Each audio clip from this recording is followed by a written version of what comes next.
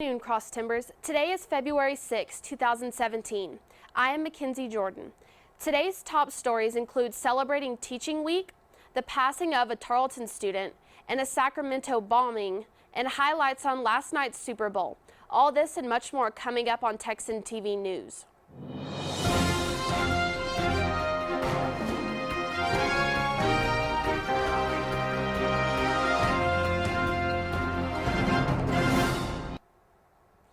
In campus news, Tarleton is honoring its teachers and staff members this week. Events will be happening all week, beginning today with massages, pedicures, manicures, and a light lunch for faculty members at the Barry Thompson Student Center until 2 o'clock. Tuesday's events will be a work-life balance luncheon with Dr. Leah Ann. Wednesday will be the Teacher Trot. The Teacher Trot is a marathon with a catch. The runner guesses how long it would take them to run the 2.017-mile trail, and whoever gets closest to their predicted time wins the race. Instead of a registration fee, they ask that you donate to the food pantry. The event begins at 12 p.m. with an after party at 12. In local news, the Stephenville Empire Tribune reports that officials believe that the Tarleton student who was buried last week died from carbon monoxide poisoning. On Wednesday, February 1st, Erath County Sheriff deputies were called to the home of J.C. Smathers after receiving a call about a welfare concern upon request of her boyfriend who had been unable to reach her. According to Chief Deputy Crossland said when deputies arrived on scene, they could smell gas. They entered the home after obtaining a warrant and found Smathers unresponsive in her bed. With no sign of foul play present and the gas odor present, the conclusion remains carbon monoxide poisoning. In lieu of flowers, memorial contributions can be made to J.C. Smathers Memorial Scholarship Fund at Tarleton State University, Box T0260, Stephenville, Texas 76402. And now today's Texas national and international news from the Associated Press. In state news, a Texas officer was hurt in a DWI stop that triggered a shooting. According to AP News, authorities in Austin say a police officer was hospitalized after being struck by a suspected drunk driver who then escaped harm when a second officer fired on the driver. Police say the incident occurred early Monday when the two officers stopped the motorist. A 19-year veteran officer reached into the vehicle in an effort to remove the keys from the ignition, but the driver sped away, injuring the officer. A second officer fired at the unidentified driver, but did not strike him. Spike strips were used to later stop the driver, and he was taken into custody. KVUE-TV cites interim police chief Brian Manley as saying the injured officer was later released from the hospital. In national news, a Sacramento cheesecake factory reopens after an explosive. A homemade device was thrown into a crowded California restaurant at dinner time.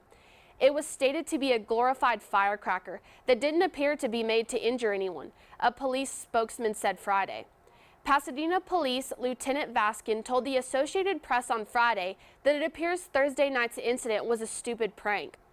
Police said the man opened the restaurant's front door, lit a homemade device, and tossed it inside. The device landed under a table, and witnesses said the restaurant filled with smoke.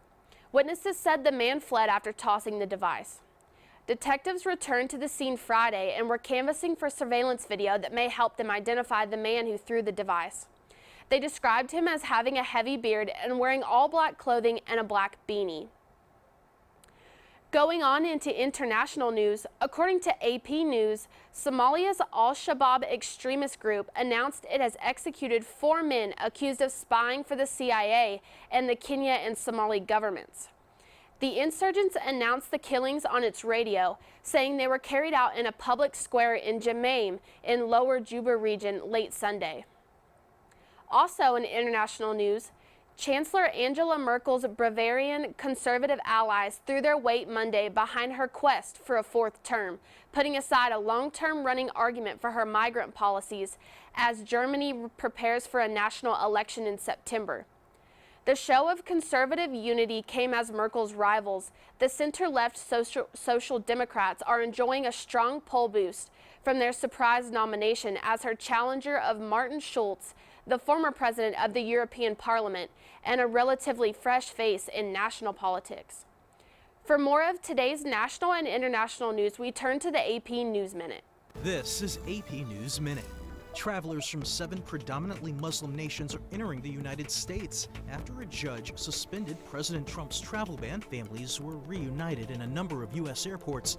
The Trump administration tried to have the executive order kept in place, but a federal appeals court said no. Nearly 800 migrants have arrived in Italy after they were rescued in the Mediterranean Sea. The rescue team coordinator says refugees escaped appalling conditions in Libya. Chilean authorities have issued a red alert due to wildfires east of Santiago. More than 20,000 firefighters are battling the flames, and supertanker planes from the U.S. and Russia are helping out.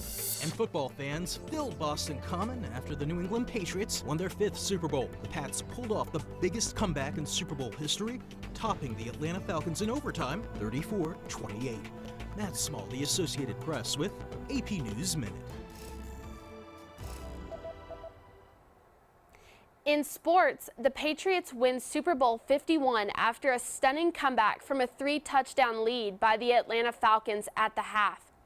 Tom Brady won his 5th ring this season after being suspended for 4 games after the Deflategate incident that occurred during the Super Bowl 50. The Falcons led the game by 28-3 at the half. But after a stunning catch by Patriots wide receiver Julian Edelman, the momentum of the game shifted and the Patriots took the Lombardi Trophy back to Foxborough. We now turn to AP for a look inside the post-game press conference. That was exactly the way we didn't plan it. That was everything we didn't want to do in the first half, and it was better in the second half, so it was great just a hell of a football game. They're all sweet, so they're all different.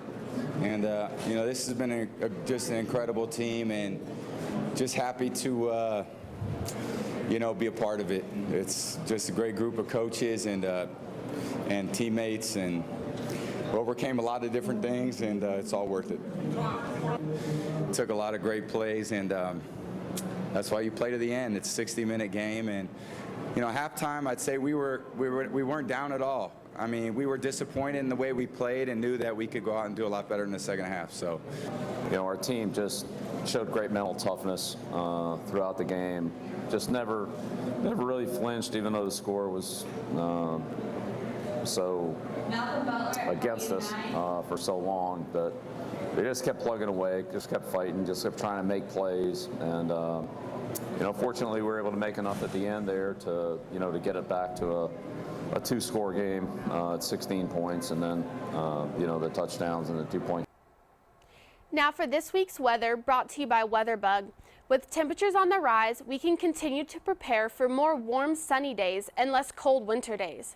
To look into the forecast for the week, we can expect sunshine with a high of 77 and lows in the high 50s with slight wind for today.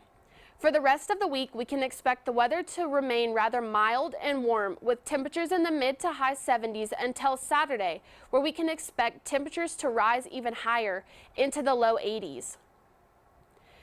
This has been a production of the Texan TV News, a product of the Texan News Service from the Tarleton State University campus in Stephenville, Texas. Catch us live on Apogee Channel 2.1 in the dorms at 12:30 weekdays. If you live off campus, tune in on Northland Channel Cable 9. You can follow Texan News Service on Facebook and Twitter, and check out our website at www.texannews.net for all of your local, state, national, and international news. Today's broadcast was produced by Danny Hernandez, Sydney Burns, and Rebecca Hernandez. Have a wonderful day, Texans.